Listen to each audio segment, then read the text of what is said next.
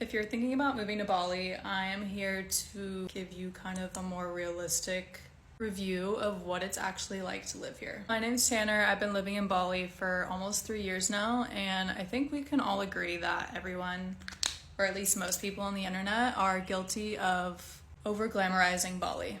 While a lot of those things that you see on the internet are true, like working from beautiful cafes every day, going to the beach every day, a much lower cost of living than places like the US, beautiful world-class gems, amazing healthy food for a good price, everything's really convenient, but so many people are forgetting to mention all of the realistic things that come with living on an island in the middle of Indonesia. So I'm here to kind of break the veil for you. If I was planning to move to Bali, or at least interested in moving to Bali, I would want to know these things. So let's get into it. One of the first things you're gonna have to get used to when living here is the lack of capitalism, at least for me as an American. Like, coming to Bali, staying here long term, I have to stock up on any product that I use on a regular basis when I'm home in the States and bring it back with me to Bali. Yes, you can get some name brand products here, but a lot of the time you're gonna have to struggle to find what you need.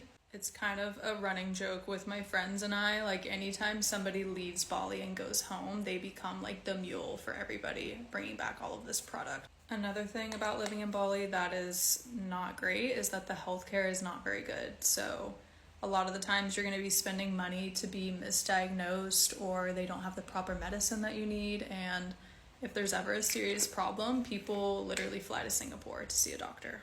Third thing is, in Bali, pretty much all of the villas have open concept with the kitchen and the living room. So it's an outdoor space with a covering, but we have a rainy season here. So for a few months out of the year, it is raining a lot, which means that a lot of the time your kitchen is moldy, your sink is moldy, like the paint is coming off the walls.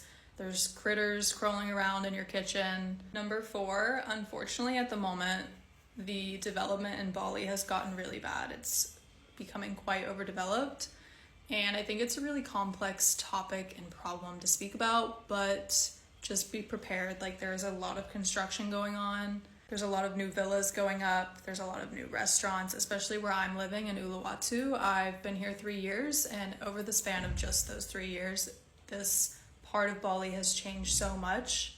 And on top of that, like, it is quite sad to watch a place change so much, especially a place like Bali that is so rooted in their own culture and their spirituality and traditional practices. So another thing about Bali is a lot of people are here part-time. Because it does have a rainy season, that means that a lot of people come for the high season. They spend half the year here and then they leave for the other half of the year, which means it's kind of hard to maintain connections with people, maintain friendships, establish like a core community. After 3 years here, I've managed to do it, but it did take me some time. Lastly, I'm sure some of you have heard of this, but Bali has a very big trash problem, especially plastic.